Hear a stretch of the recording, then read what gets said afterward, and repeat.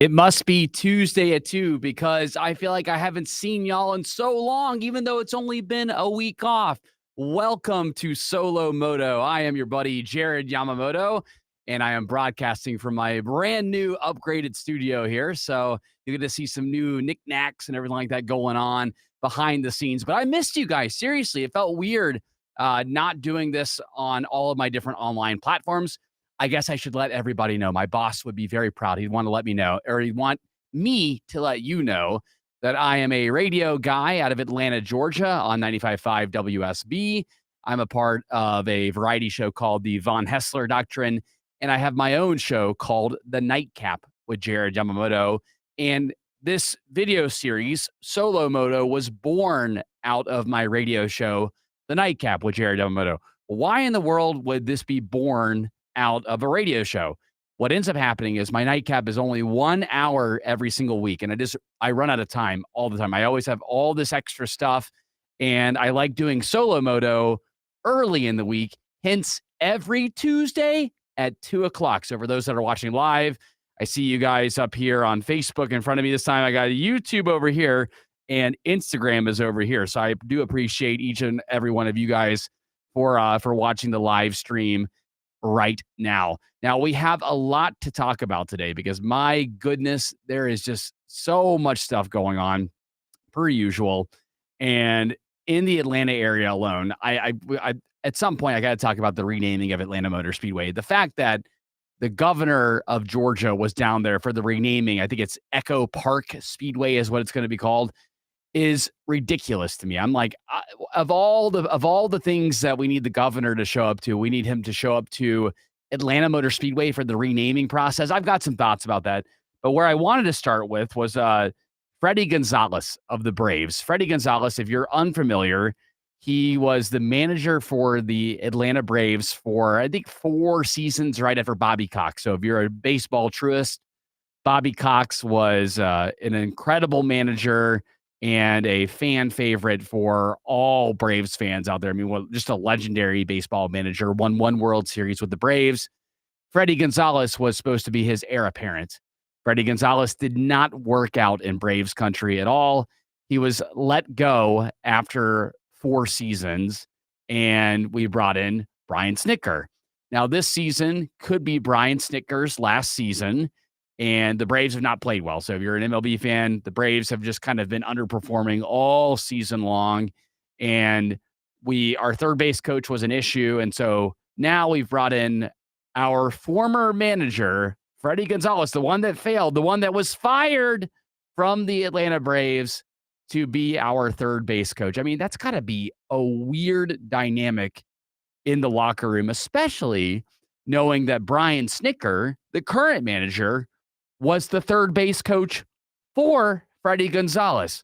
So for me, the way I look at it is, while a lot of others like to panic about the Braves and they like to suggest that things are going poorly for them, my whole takeaway with the Braves is, look, until we get to the All-Star break, if we are struggling, so July, so we got about a month until the All-Star break. If we are still kind of hovering around this pace now, then we're in trouble. We're in trouble if we're still like around 3-4 games under 500. That's when you push the panic button for all the Braves fans out there. But for everybody else, just understand it's okay. It is a long, long season. And I assure you that the Braves are going to be okay. It's going to be okay. Don't panic yet. We get to the All-Star break. We're still in the same spot. Then you can certainly panic. All right, now let's get into some other stuff here because I looked over. I think these stories kind of take the cake for the things that I've seen this week here. In fact, I got to pull up the actual article itself here because it was just like, I don't know if it's because it's summertime and there's filler content that's being put out there, but I have to give the plug here to NPR here for the most ridiculous headline of the day here. The headline reads, "A surprising trick to making hard choices? Try thinking less." And I'm like, okay, I'm intrigued. I'll click on the link. And they actually talk to a medical expert about the benefits of thinking less. I'm not even kidding here. The benefits of thinking less. Let me just tell you this. I I'm somebody that overthinks. I'm definitely an overthinker, and I know there are plenty of you out there that are overthinkers as well. But the idea to think less and to think that this is a good way to go through life, I don't know. Think about all of the moments like getting behind the wheel of a car. Oh, I'm just going to think less as I'm driving around. You crash into something. That is not a good philosophy to live by. You should always, I mean, no matter what, you're always thinking. And I get that some people like to live their lives and they like to think, well, like if I just if I'm able to control these parts of my life, then I can be able to relax. I got news for you. Even when you're on vacation, which by the way, again, I was on vacation just last week, you're still thinking. You're still thinking. So the idea of having to sit down with a medical expert and have this medical expert explain all the benefits here. It says, well, like this is a way that you can minimize your regret in decision making. Get out of here. Get out of here. You should always be thinking. And sometimes I can understand where people think that, well, if I just think less, then I'm going to end up having a good time. No, that's how you allow people to control you and allow people to mold you, and makes you more susceptible to getting yourself in an accident. Again, I use the car analogy because I'm always driving around Atlanta. But imagine just walking. You say, I'm going to close my eyes and walk in the middle of the road here. Not a smart move. Not the best way to go about your business. So NPR, bravo on this article here. Bravo. By thinking less, you'll actually feel better about yourself. And the medical expert, I'm going to keep them unnamed here because their first name's Nell. How about that? They're Nell. You know that Nell is just cashing the check here. The other story that just really, really took the cake here, because I don't really know a lot of people that are still using the dating apps out there. And for the most part, I believe that Tinder is basically extinct. So Tinder was, at least in Atlanta, every city was different. The funny thing was listening to some of my peers and some of my elders talk about the dating apps. It's hilarious. They have no idea. But at least in Atlanta, the way that Tinder was always perceived was more of a hookup app compared to the OK Cupids and some of the other ones that are out there. I remember even Grouper back in the day. My goodness, Grouper and some of the others that were funny as well. But Tinder is still trying to stay relevant, and they're still trying to stay around. And they are implementing a height filter. So for ladies that are really big on having a tall man, you can now use a height filter to make sure that you find the correct height for your man of choice out there. So ladies, good job, because you know what's coming around the corner here. I am calling it right here on June 3rd at 2:08 p.m. The second this height filter gets implemented in Tinder, there will be a weight filter, and it will be used primarily by men on Tinder. Yes, that's right. I guarantee you that is coming. There is going to be a weight filter, and people are going to be outraged by that. And I get that there are some people that are, like, I guess there's like a little bit of anger. I'm not going to say outrage, but a little bit of anger about having the height filter. But I just have to say, like, in the era that we're going in now, we have to make sure that we be careful what we wish for, especially, when we're trying to be super specific with dating. I have talked to several friends that are single now, that when they go on dates, they are just so specific on what they want that it can't be healthy. I mean, I remember suggesting some friends to like a girlfriend of my wife and mine, and she was so specific on every detail of a guy that she wanted to date that I just was like, you know what? All right, like you're either going to date nobody, or you're just going to have to really, really try your hardest to find this exact person that has these exact traits. And I'm not saying that you should sell yourself short by any stretch. I know that some people will hear this and be like, oh God, here goes Jared. He's trying to say that dating standards need to be changed. No, I'm not trying to say that you need to have your dating standards lowered. What I am here to say is that if you add too many characteristics to a dating profile or to the characteristics of an individual, then you are setting yourself up for failure. That's all I'm trying to say. And for Tinder to add this height profile here again, like where they're just like, oh yeah, ladies can now find somebody that's always over 6 foot or no short kings allowed here is what I'm seeing here, which I just feel like that's not fair. I mean, I'm exactly 6 foot, so I guess I would be in the category where I wouldn't get skipped over by a lot of these people within this height realm. But there are plenty of nice young men out there, especially for the heterosexual community that are probably 5'11", 5'10", that'll get skipped out because of this. But hell, who in the heck is really using these apps? Let me know in the comments below. And whether you're on TikTok, Instagram, X, Facebook, you name it, I do this every Tuesday at 2. I love getting your feedback, and potentially I'll use it on my radio show, The Nightcap with Jared Yamamoto as well.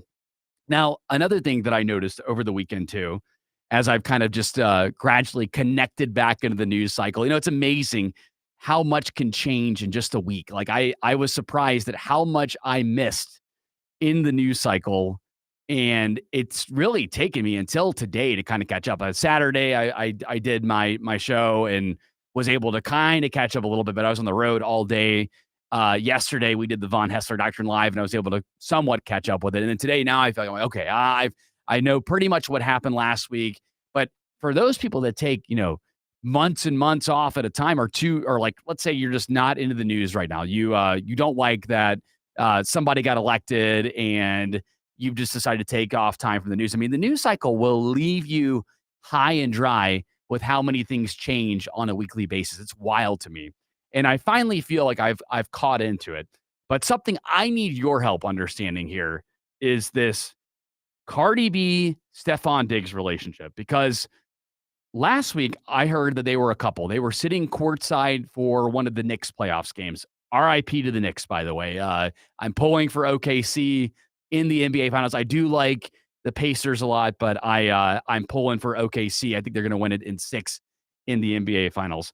But somebody has to explain this to me here, because I genuinely don't know. So Cardi B and Stefan Diggs were seen on they were seen courtside at a Knicks game, and they were together. They were lovey-dovey, and for us in Atlanta, that suggested that Cardi B is finally done with Offset. It was one of the most toxic relationships that I can remember, at least in the rap community in Atlanta, in a long time, just because they were on, they were off, they've got kids. You would hear about this violence that was going on behind the scenes. They were just not good for each other. But then, as I've jumped back on that wave and back into the news cycle, I've noticed that Stefan Diggs has been seen like giving out these pills and stuff to girls on a boat. Now, I don't know what he was giving. I'm not here to suggest or to allege that they were any kind of bad pills. I mean, hell, they could have been Tylenol. I don't know what he was giving out to these girls, but he was out on a boat partying. It appeared to me that he was partying and having a good time with other girls. So is he with Cardi B, or is he just kind of playing the field now? Because again, they seem very lovey-dovey courtside of that Knicks game, but then he's out offering just a good time to to a bunch of young women that are on a boat with him. And I'm just genuinely curious. I don't know what's going on. And I guess there were some fights that were going on X and on Instagram. Let me know in the comments below. I don't care if you watch this back later and let me know. That's fine. I genuinely want to know what is going on with that, because I care about Offset as an ATL, and I care about Offset, and I want to make sure that he's okay and that his kids are okay. And what I'm going to wrap up with here last, because again, I'm already at 14 minutes. I try to keep these to 15 minutes every single week here. Something that I highly suggest. I like to bring up some of the observations that I've seen in the world. And like yesterday, as things have heated up in the Atlanta area, I have noticed a lot more wildlife again. Saw a massive snake on my running route yesterday. And, just be careful out there. And I think it's good. I think overall, the points that I brought up here on Solo Moto and the points that I brought up on my nightcap have been in the past that I feel like it's so much more beneficial for your body to get outside and to give yourself at least 30 minutes outside every single day. Doesn't mean you'll do it. Doesn't mean you're going to listen to your old buddy, Jared Yamamoto, but I am a firm believer in that. I made that change 2 years ago, and I don't regret it for a second. I feel so much better. I'm so much healthier, and I still like to go out and have a good time on the weekend. And I still don't feel it even into my mid 30s now. But the latest thing that I've added to my workout routine is swimming. And I'll close on this. Swimming, I haven't done it since last year. I started it up about 2 weeks ago. And my goodness, it is such a good workout. It feels great. And if you live in a neighborhood where you have a pool, I'm that crazy person that's doing laps in the pool in the morning, but I feel so much better doing it. And I highly recommend it to each and every one of you. Keep yourself healthy this summer. Make sure that you can go and enjoy yourself. Go enjoy those barbecues. Enjoy your 4th of July. Enjoy your Labor Day and stay fit because it's an easy thing to do and it feels so freaking good. I'm already at 16 minutes. Thank you guys so much for hanging out with me here on Solo Moto. Again, my latest nightcap is available as a podcast right now. You can get it on our WSB radio app or any of your favorite pod catchers. I'm a big Spotify guy. I also like Apple Podcasts as well. Just look for the nightcap with Jared Yamamoto. And no matter where you're watching this now, whether it's my X account, YouTube, Facebook, Instagram, TikTok, you name it, be sure to give me a follow on my other platforms as well, too. Sometimes I switch up the content on the various different social platforms out there. And of course, give me a listen on the Von Hessler Doctrine. I appreciate each and every one of you. And please have a safe rest of your week. And of course, I'll be live on your radio in Atlanta somewhere for all week long. See you next time.